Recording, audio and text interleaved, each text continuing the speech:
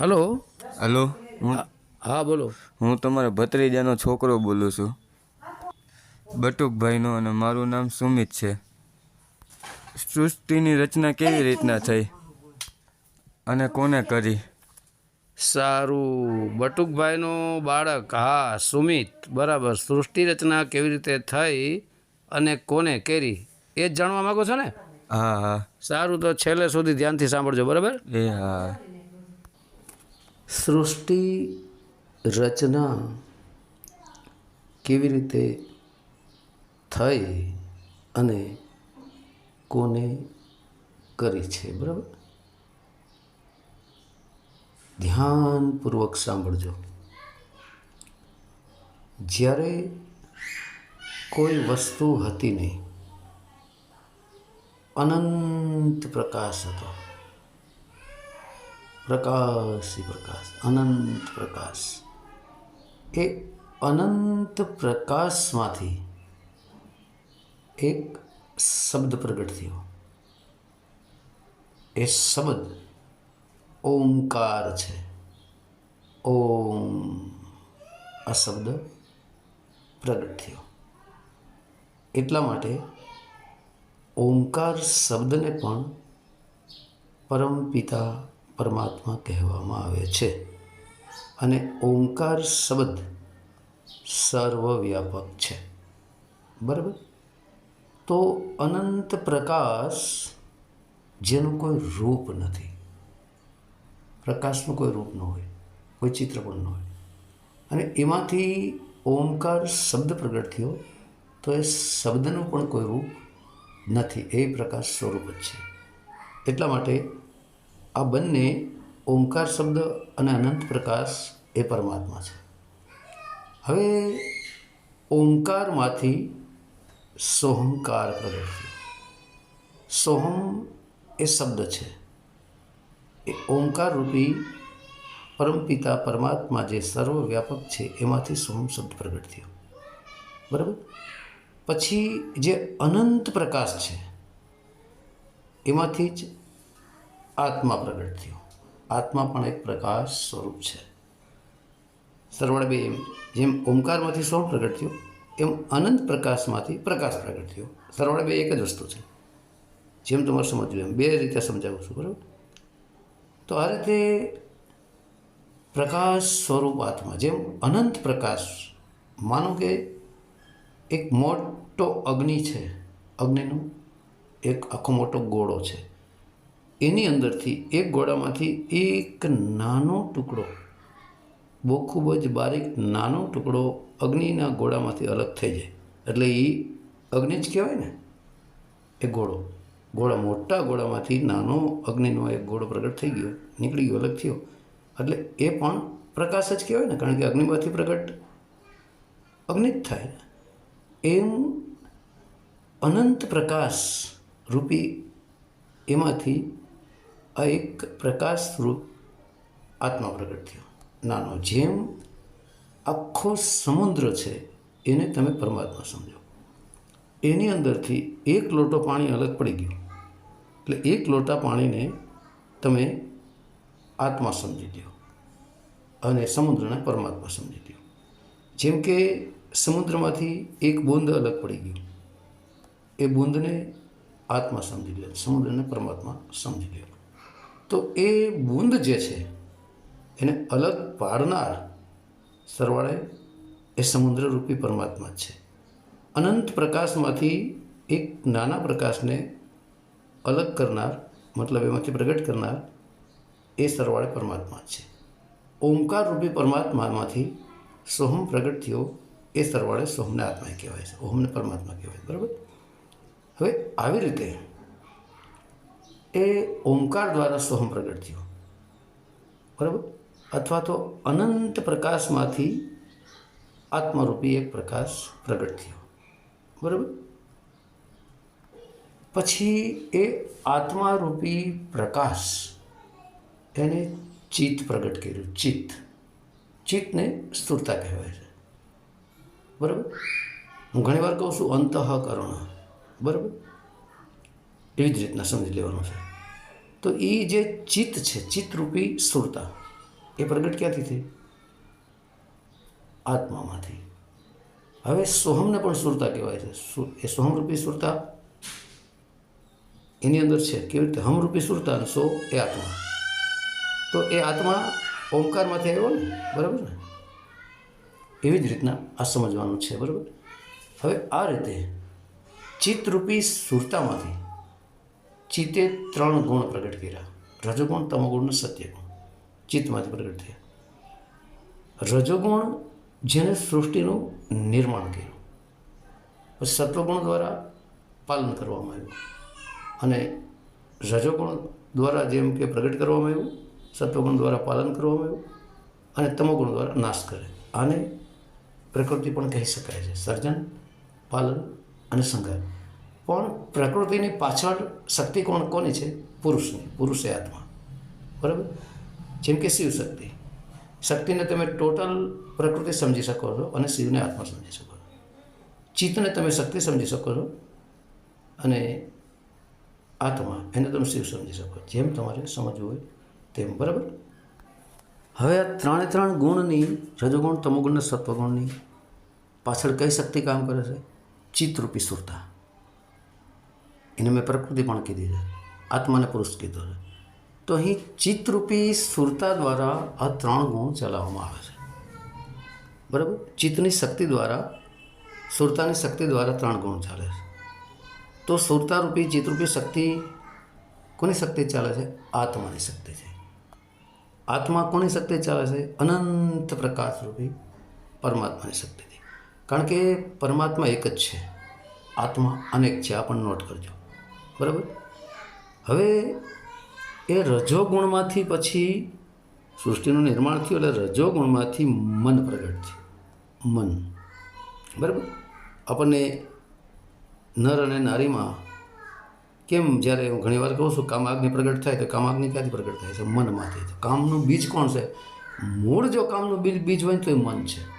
મન સ્થિર હોય તો કામાગ્નિ પ્રગટ ન થાય, કોઈ વિચાર પ્રગટ ન થાય. કામ પ્રત્યેનો વિચાર આવે તો જ નર નારીની અંદર આ બધું બનતું હોય છે, બરાબર?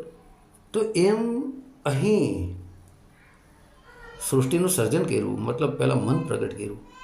જેમ મનમાંથી વિચાર આવ્યો, પછી એમાંથી માયા પ્રગટ થઈ, બરાબર? તો એ જ મન માયા થઈ. મન માયાને પ્રગટ કરનાર રજોગુણ છે, બરાબર? અને રજોગુણમાંથી પછી એ સત્વગુણ અને તમોગુણ, આમ ત્રિગુણી માયા થઈ. 3 શક્તિઓને ચલાવનાર એ ચિત્તરૂપી સુરતા છે, બરાબર? પછી એ મન માયા દ્વારા જેમ કે ધરતી, આકાશ, વાયુ, જળ, અગ્નિ 5 તત્વોનું નિર્માણ થયું. પછી પ્રકૃતિનું નિર્માણ થયું, બરાબર?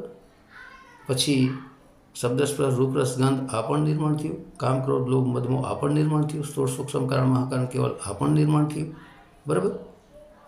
આવી રીતે સ્ટેપ બાય સ્ટેપ આખી દુનિયાનું નિર્માણ એને કરવામાં આવ્યું. લાસ્ટમાં જે પછી એ ચિત્તરૂપી સુરતા, જેમ કે 3 ગુણ પ્રગટ કર્યા, બરાબર? તો 3 ગુણ દ્વારા શું પહેલાં ચિત્તમાં શું પહેલાં બનાવવામાં આવ્યું? 3 ગુણ દ્વારા આકાશ તત્વ, બરાબર? હવે આકાશ તત્વ પછી શું બન્યું? વાયુ તત્વ. વાયુ તત્વ પછી શું બન્યું? અગ્નિ તત્વ. અગ્નિ તત્વ પછી શું બન્યું? જળ તત્વ. જળ તત્વ પછી પૃથ્વી તત્વ. આમાં 5 તત્વો બન્યા. એટલે આ 5 તત્વોનું જ આપણું શરીર છે, અને આખી દુનિયા પણ 5 તત્વોમાં સમાયેલી છે. અને 5 તત્વોને ચલાવનાર ત્રિગુણી માયા છે. રજોગુણ, તમોગુણ, સત્યગુણ. ત્રિગુણી આ જે માયા છે એને ચલાવનાર ચિત્તરૂપી શક્તિ છે. ચિત્તરૂપી શક્તિને ચલાવનાર આત્મા છે, અને આત્માને ચલાવનાર પરમાત્મા છે, બરાબર? જેવી રીતે ઓમકાર છે તે સોહમને ચલાવે છે. સોહમને અહીં આત્મા સમજી લ્યો. હવે સોહમની અંદર હમ છે એ ચિત્તરૂપી સુરતા સમજી લ્યો, અને સોને આત્મા સમજી લ્યો, અને ઓમકારને પરમાત્મા સમજી લ્યો, બરાબર?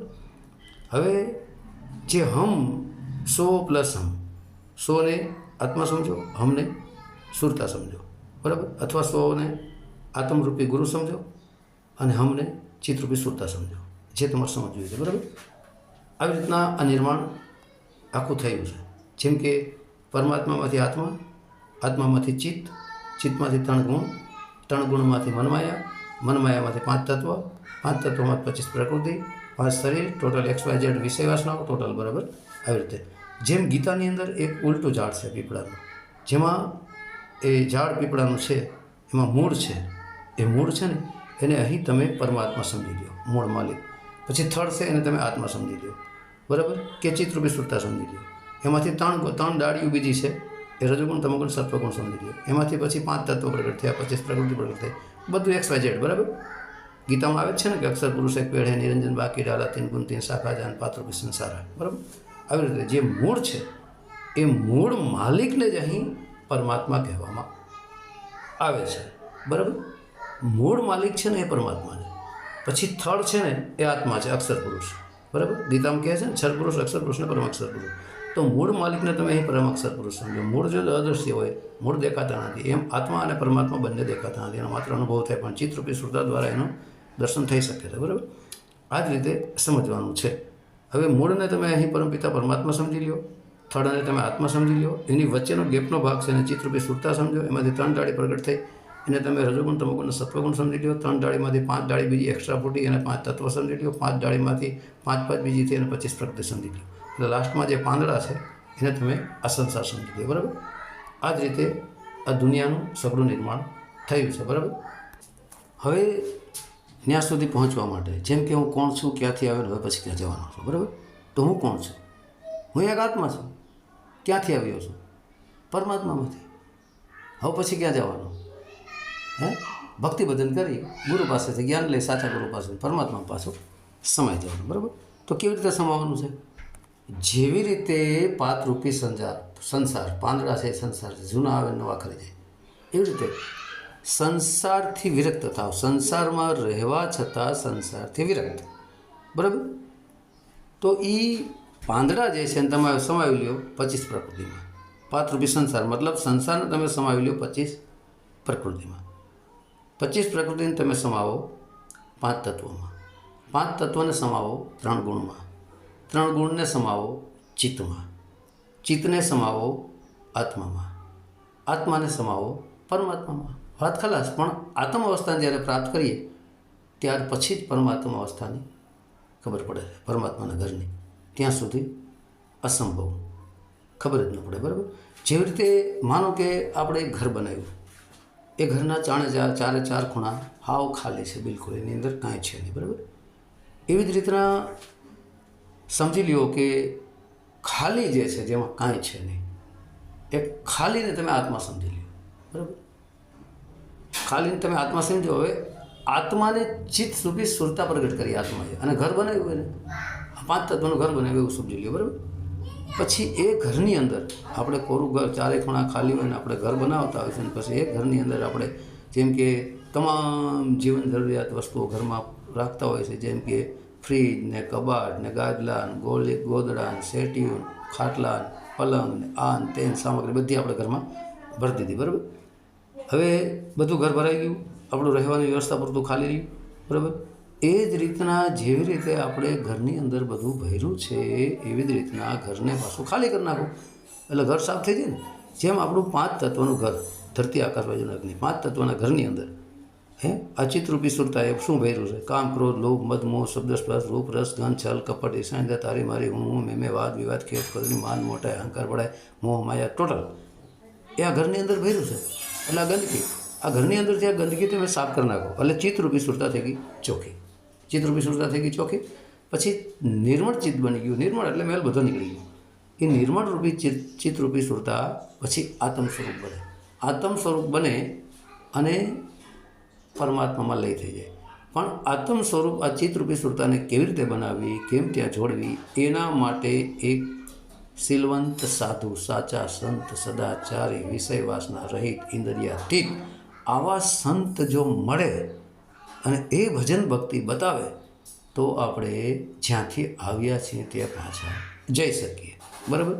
પરંતુ અત્યારના હાલના યુગમાં સાચા સદગુરુ મળવા અતિ દુર્લભ છે, છતાંય છે તો ખરા જ ધરતીમાંથી હું કહું છું. એવા સાચા સંત મળી આવે અને જો આપણને એ ઉપદેશ આપે ને એ ઉપદેશ ભક્તિ ભજન બતાવે એ પ્રમાણે આપણે ચાલીએ તો જ્યાંથી આપણે અલગ પડ્યા છીએ ત્યાં આપણે પાછા સમાઈ જઈએ. બરાબર. અને મુક્તિ મોક્ષને પ્રાપ્ત કરી લઈએ. તો સૃષ્ટિ રચના આ જ છે. પરમાત્મામાંથી આત્મા. બરાબર. આત્મામાંથી ચિત્ત, ચિત્તમાંથી 3 ગુણ, 3 ગુણોમાંથી મનમાયા, મનમાયામાંથી 5 તત્વ, 25 પ્રકૃતિ, 5 શરીર. બરાબર. વિષયવાસના બધું આ બની ગયું. તો આને બનાવનારી કોણ છે?